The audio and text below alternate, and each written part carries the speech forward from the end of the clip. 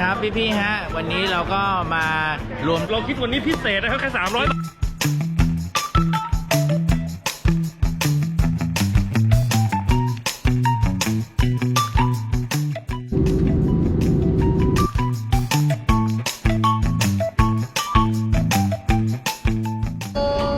ต้องเก็บไหม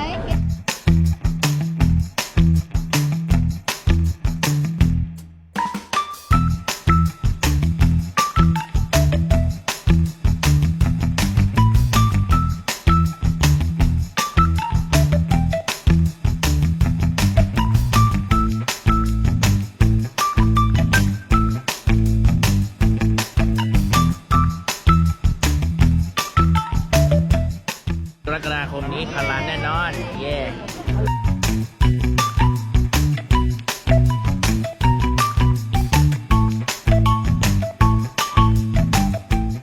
สูงข้างล่างเจ๋งมาก